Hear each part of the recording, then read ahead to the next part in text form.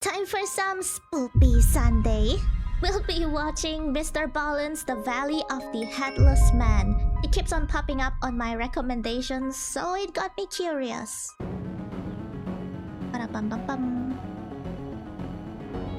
I enjoy his stories now.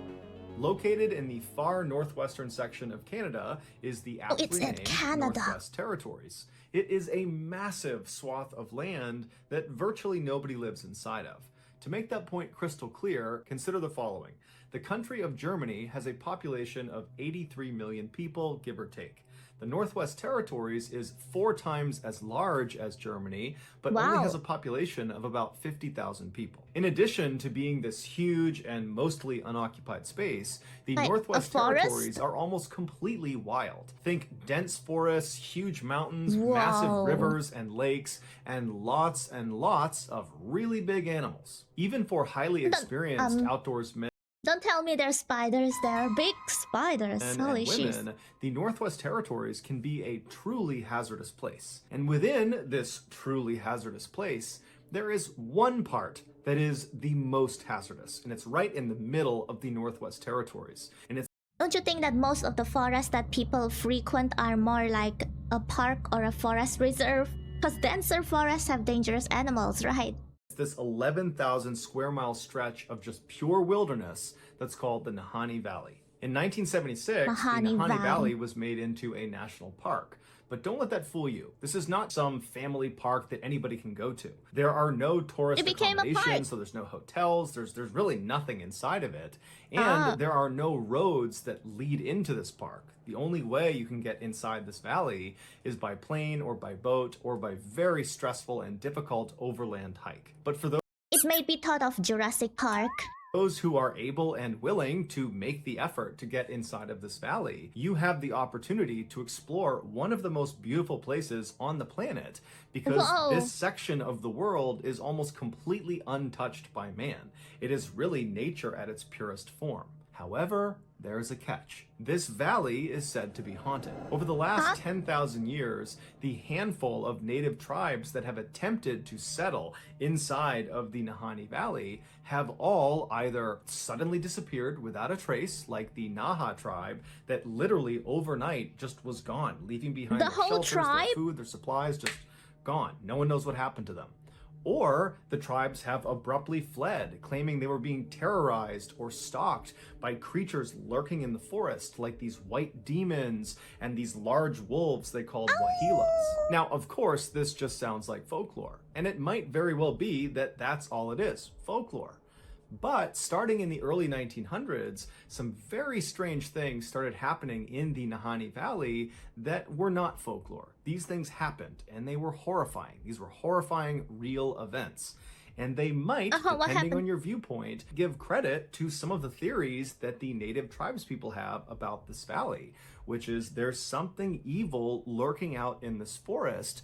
Where there's smoke, there's fire. But we just don't know what it is. In 1904, 3 brothers, Willie, Frank, and Charlie McLeod, nice mustache, bros, who all lived in the Northwest Territories, decided they wanted to go looking for gold in the Nahanni Valley. They figured because so few people had ever been inside of this valley, that if there was gold to be found, then certainly it had not been found yet. And so after a very Do they have those gold detectors back in the days, or they just use a, like, what do you call that? The gold panning. A long and arduous journey using sled dogs and trains and homemade boats, they finally slipped into the valley and found themselves on what's called the Flat River, which runs right through the center of the Nahanni Valley. Now, the Flat River is kind of ironically named because it's anything but flat. It's actually more like a rapid at certain points. But either way, the 3 brothers, they're on their boat, they're making their way up the Flat River, and at some point they pull off onto the riverbank and they set up camp. And then once their camp is set up, they go down to the river and they put their gold sluices in the water. A gold sluice is this long, skinny box that's usually made of wood, and it has a strainer on one side. It's not gold miners will put it in the water submerged, and they will kind of shovel the sediment on the bottom of the water into this little funnel. Or is it still a form of panning? And the big stuff will get stopped by the strainer, and the dirt and the water will just kind of flow out the side. And so the idea is you can trap gold nuggets inside of the sluice. And so the three brothers, they get their sluices up and they start looking for gold, and right away they hit pay dirt. There is tons of gold in this river. And so all day, all night, they get all this gold. The next morning, they do the same thing. And by the time all their containers are literally filled to the brim with gold, they decide, you know, hey, let's go back and turn this in, get some money for it, and then come back out here. And so they pack up their tent, they pack up all their supplies, and they put everything back in the boat. They get out onto Flat River, and at some point, very early on in their journey back, the boat capsizes, and the boat actually breaks apart from the strength of the rapids of Flat River. And so the boat actually just sinks, and much of their supplies sink, including all of their gold. Not the gold. But the three brothers are able to grab some of their supplies, like their rifle and some lumber and some of their mining supplies, and they swim it all to shore. They catch their breath. They're totally devastated at the loss of the gold. That's one strong river current to break the boat. But they're alive, they have enough supplies to survive, and so they figure all they can do is maybe try to go back to their original site, try to get some more gold because they did still have a sluice, and then try to get out of there and then, you know, regroup and come back another time. And so using some of the lumber they recovered from their broken boat, and then also by cutting down some trees, they literally fashioned another boat and then hopped back on the Flat River, and they went back up to that site where they had found gold earlier. They set up their sluice, they set up their camp again, and this time they didn't find any gold. So all day, this very disappointing day that they've already lost all their gold, now they're not finding any more gold. And so that night when they went to bed, they decided that the next day they were just gonna leave. And so the next day they get up, they pack up, they hop back on the Flat River on this new boat they built, and they're able to make their way out of the valley and get back to their homes. As soon as they get back home, the two younger brothers, Willie and Frank, start talking about how they want to go back into Nahanni Valley and go get more gold, because now they know there's gold out there. It's not a question, yeah, we didn't find it that second time, but we know it's out there. Charlie, the older brother, he wanted to get the gold, but he felt like, you know, hey, that was a close call with the boat flipping over. I don't know if it's a good idea, so I'm actually not going to go. You guys can go. I'm going to stay. And so maybe get a better boat? Several months goes by, and Frank and Willie have been doing all this preparation for this additional trip into the valley. And finally, in 1905, they're ready. And so Willie, Frank, and a third man called Robert Weir, who was a friend of theirs, he was going to replace Charlie. The three of them, they make their way up into the valley. Now, they didn't tell anyone how long they were going to be gone for, and so when they did, to be honest, the current doesn't look too bad from here. Up into the valley. Now, they didn't tell anyone how long they were going to be gone for, and so when they didn't send any word and no one had heard from them in weeks, Charlie was actually not that concerned because he knew there was lots of gold to be had out in the Nahanni Valley. Greedy! So he figured they must have struck it rich, and now they've decided to live out there long term, or at least maybe through the summer, or maybe the next year. And so he wasn't concerned, and because he wasn't concerned, nobody else was concerned about these three men. And so weeks turned into months, turned into a year, and still no one's heard from these three men. No one's heard from Willie, Frank, or from Robert. But still, Charlie maintains that nothing can be wrong because there's three of them out there. They're incredibly experienced. There is a ton of gold out there. I'm sure they're just killing it, and they're just acquiring all this gold, and we're going to see them in the next couple of months maybe, and everything's going to be just fine. But a whole other year would go by. So they've been out there for 2 years, and no one has heard from them. And at this point, Charlie thinks to himself, okay, you know, I have to go out and see if they're okay. And so he rounds up 4 other people. Maybe he really just didn't want to go back there.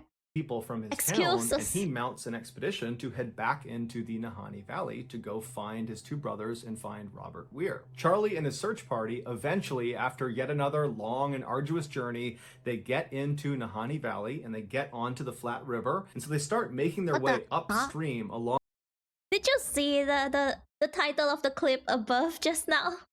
Flat River. So it must have been a very treacherous journey getting through the rapids of this river, and the whole time they're scanning the left and the right side, hoping to see some sign of life. They're looking for any indication that these 3 men are out here and just fine, but they didn't see any sign of them. And so they finally made their way all the way up to the very end of Flat River, or I should say the very beginning of Flat River, where it breaks off from a much larger river called the South Nahanni River. And once they turned onto the South Nahanni River, they began going downstream.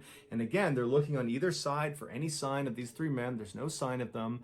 And then the river they're on takes a very sharp turn. It's actually called the Big U-turn? Bend, and it's about a 45-degree turn. And as soon as you make that turn, it dumps you into this 10-mile stretch of river called Second Canyon. Now, along South Nahanni River, which is about 350 miles long, there are these 4 canyons that the water passes through. And they're labeled Fourth Canyon, Third Canyon, Second Canyon, and First Canyon. Wow, creative. And these canyons are massive. These sheer cliffs on either side of the river shoot up to 3,000 feet above the water, and in some parts, the water is actually just as deep, thousands of feet deep. And Second Canyon is unique because the cliff faces are as sheer as you're going to get, and the cliff faces almost butt up exactly up against the water. So there's really very little shoreline on either side.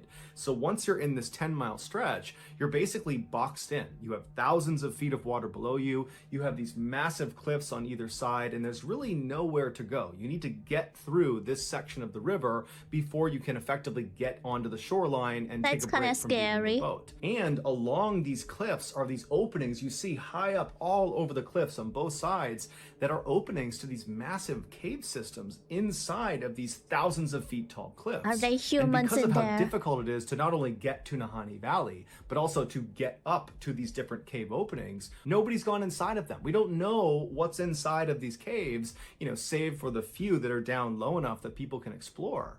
So as you're passing through Second Canyon, it's almost like you're being watched because there's all these openings, but you can't see into them, and you're just forced to go down this 10-mile stretch, and you can't really go anywhere, and whatever's watching you, it's watching you. As soon as Charlie and his search party entered into Second Canyon, it would have immediately gotten darker, because that's another part of being in Second Canyon. These huge cliff walls of this canyon obscure the sunlight, and so they would have entered into this canyon, it would have gotten darker, and it's very windy inside of Second Canyon. So the winds would have picked up, so it's dark, very strange setting for them to be in, and they would have been looking on either side at these little strips of shoreline on either side, barely big enough for a boat to be. They would have been looking for any sign of life, but they didn't see anything. As they're making their way down this 10-mile stretch, as they're getting closer and closer to actually entering into First Canyon, which is the next canyon you would enter into, the sides of the river start to get slightly larger, where you could actually beach a boat. There's some trees, and on the left-hand side, right before exiting Second Canyon, they notice there is actually a tent perched within some trees. They found them. And so the search party naturally goes right over to the shoreline. They hop out, but as soon as they step foot on land and they have a clearer view of this tent and what's outside of it, they notice there is a body clearly lying on the ground outside of the tent. And so Charlie and the search party, they run over, and as soon as they're up close, they can tell this body is missing its head. And they see the clothes on this body are totally charred and burned, and whoever this was, they were reaching with their right arm when they died. And right outside of the reach of their right arm was a rifle that was propped up against a tree. And so they walk around this one body, and they go around towards the backside of the tent where the opening to this tent is, and they find another body. The story before is also headless. The headless beaver. Why? What's wrong with headless stuff? Another very badly decomposed body, and it's why positioned they like kind to of cut off the halfway head in the tent and halfway out of the tent. And there's a blanket kind of partially obscuring this person's body, and when they move the blanket, they see this body too is missing its head. So Charlie and the search party, they continue to search around the camp in hopes of finding the heads of these two people to try to figure out who they are, but they never find the heads. However, they do find some personal effects both in the pockets of these two bodies and then also inside the tent that would confirm these are Charlie's brothers. No! As for the third man that had been with them, Robert Weir, he was not at the campsite, and in fact he would never actually be found officially. However, a little ways down the river, another partial skeleton would be found several months later that was attributed to Robert. However, that was not they all 100% died. confirmed to be Robert. The only other interesting thing that was forests are dangerous, guys. Like 2 of the stories are in the forest. Yeah. found at this campsite was a carving in a nearby tree, and it just said, "We have found a fine prospect," indicating that Charlie's brothers had found gold. But there was no gold either on them or in their camp or in the river nearby. Nothing. There was no gold. Charlie and his search party would leave the valley. Do you think that it's because they found gold that they died? Something be like, oh, you found gold? Die.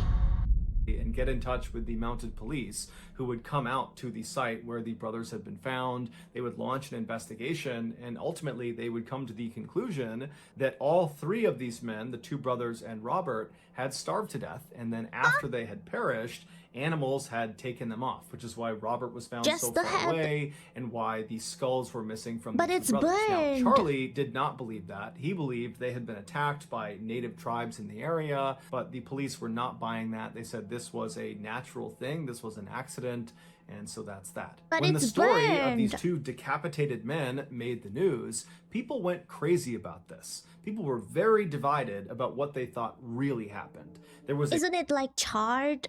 A percentage of people that believed that partial skeleton that was found, that was not Robert Weir. He had not died. He had murdered the two brothers, decapitated them, and then made off with their gold. The other percentage of people believed that all three men, the two brothers and Robert, had been attacked by a person, a group of people, an animal, a creature, something. There was some sort of attack. And that's why the two brothers were in those positions that indicated they had encountered something horrifying, with one brother reaching for the gun and the other appearing to have leapt from his bed before he ultimately died. But regardless of which side that seems more possible with the way they are. What do you mean natural death? You fell on, pretty much everybody at the time who heard about the story became terrified of the Nahanni Valley. Specifically, they became terrified of that stretch in Second Canyon where the two brothers had been found. And so actually that stretch got renamed the Headless Valley, and from that point forward, that's all it was known as.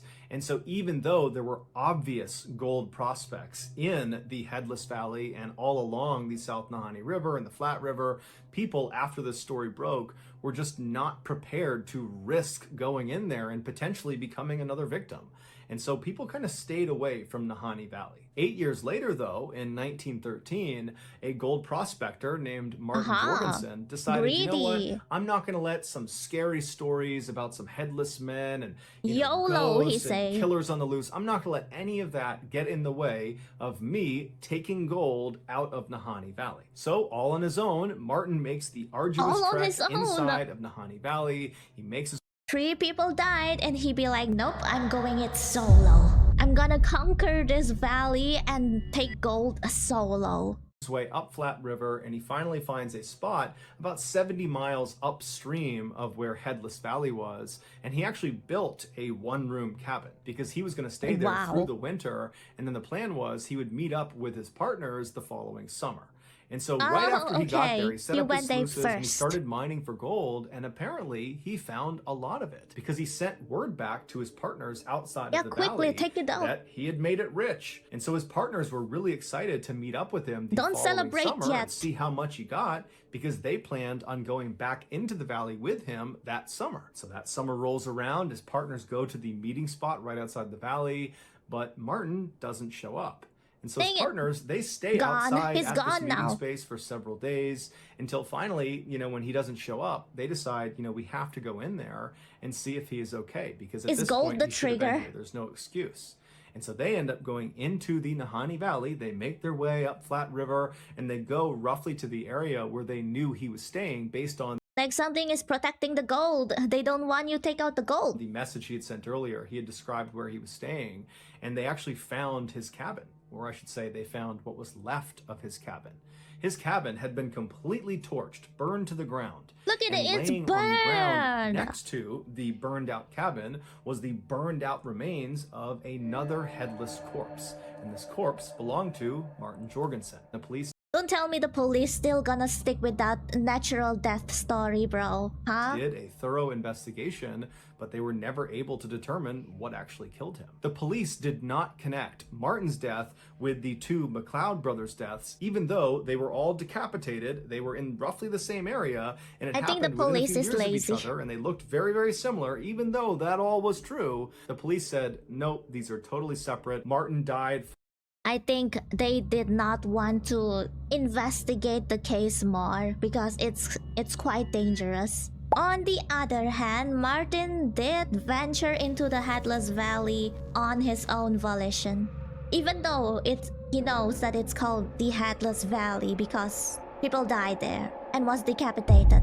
For some reason, and then animals took parts of him away, and that's why his skull is missing. Martin's skull was never located, and the gold that Martin claimed to have struck it rich with was also not at the cabin, not on him. The gold was a trigger. When Martin's death made the news, people went crazy, and despite the police assuring everyone that his death was not connected to the McLeod brothers' deaths, even though the police were saying they should just close off the area. It should be deemed a banned area.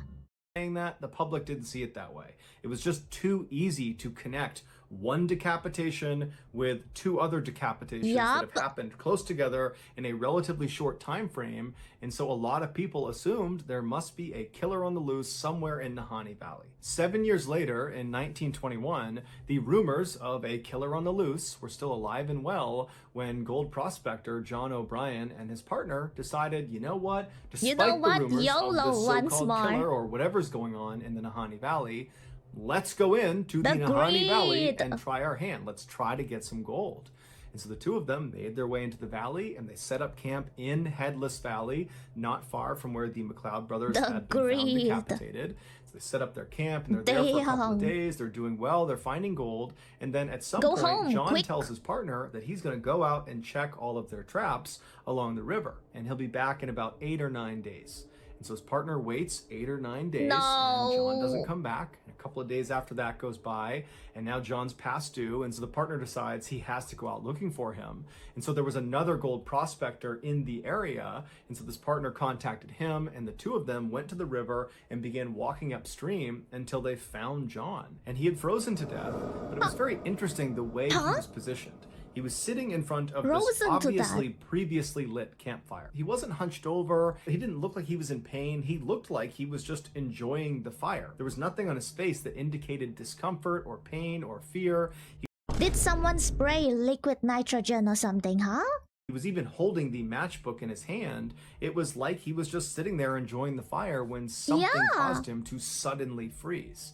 In fact, witnesses would say John looked like he had been flash frozen, as if it had happened in a matter of seconds. Like because the it didn't movies. look like he had reacted properly to freezing to death. And the police, when they came out, they would say, you know, this is like, odd. no, this natural is odd the way death. he's positioned. But ultimately, he died because he froze to death, and so there's no foul play here, and so no further investigation is needed. 5 years later, in 1926, the police really did not want to get involved in this, bro. Hunting party that included a young woman named Annie Lafferty was camping out along the flat river inside. Stop! Why are you guys still going so there? That night, they're all kind of joking around the fire, and then at some point they decide to all go to sleep. And then the next day, when everybody gets up, Annie is no longer in camp, and there's no sign of where she went. That scared me. So they begin by yelling out and walking around the immediate vicinity to see maybe if she stepped away for a minute, but Annie's just gone, and no one knows where she went.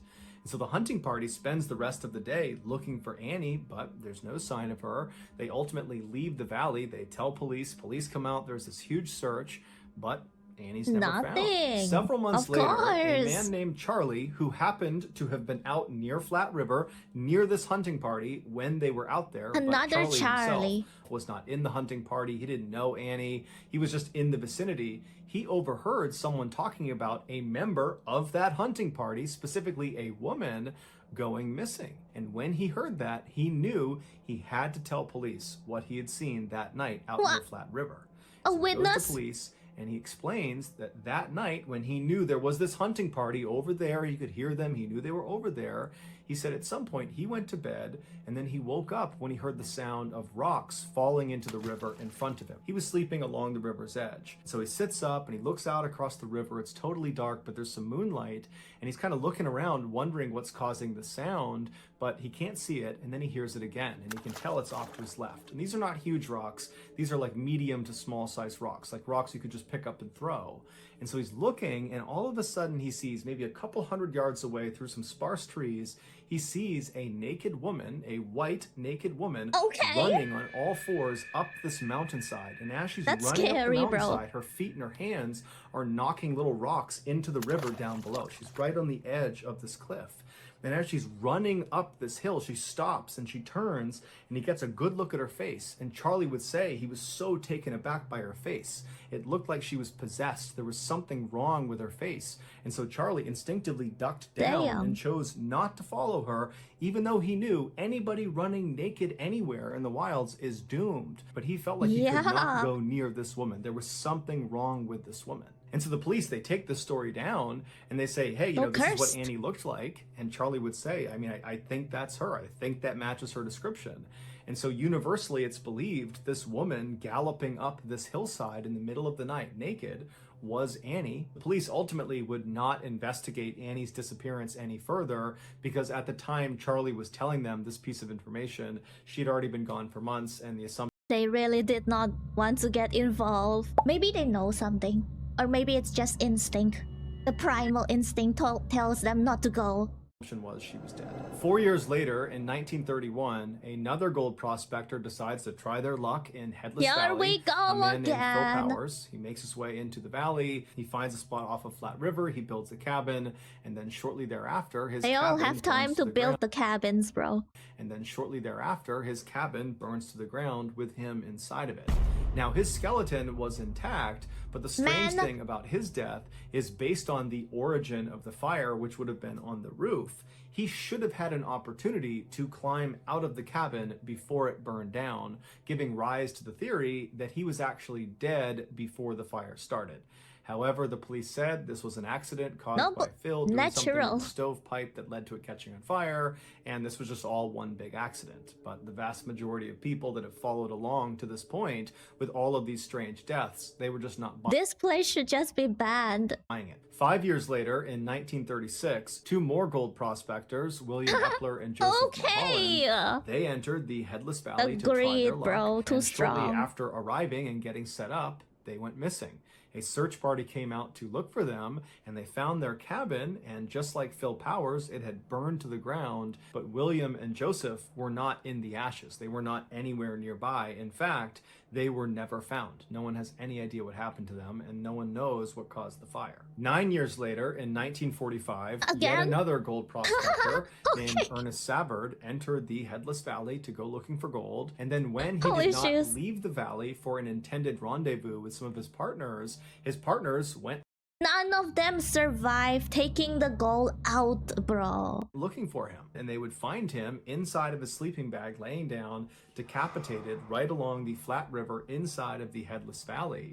And so the police would come out, they would do an investigation, and they would call this an accident where, he starved to death, or he died and of then his hypothermia, head suddenly and then came after he was off. dead, animals must have come in and removed his skull, and that's why we can't find it. And so the police did not, at least not publicly, connect his death to all of the other decapitations in that small area. 1 year later, in 1946, another gold miner named John Patterson went into Headless Valley, and he went missing. What's with all this greed, bro? It's gold, it's all or nothing. And so a search party went in looking for him, and John would never be found.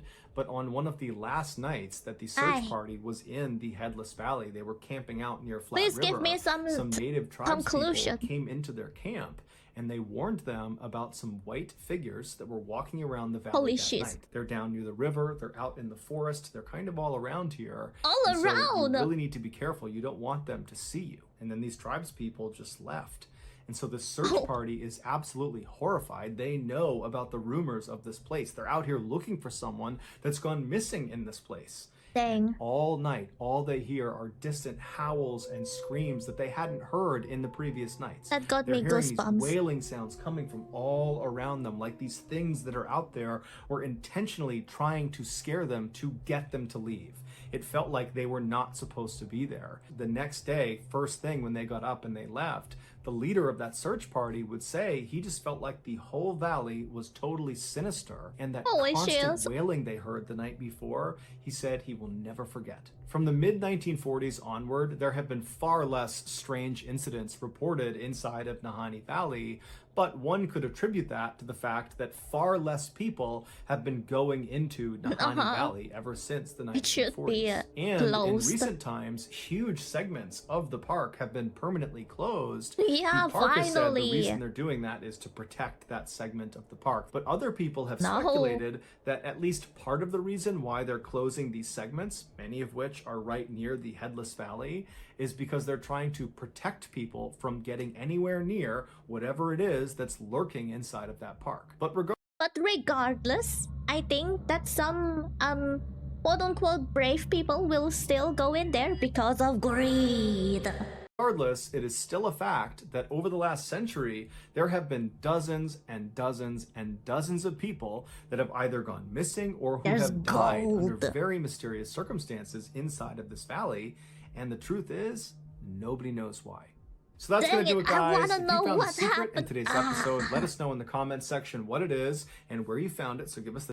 A lot of these stories like these strange happenings in real life really don't give me a closure. I really hate the cliffhanger, but I guess it's better that way. Thank you for watching till the end. Question time! If there's a valley full of gold like this, would you succumb to your greed?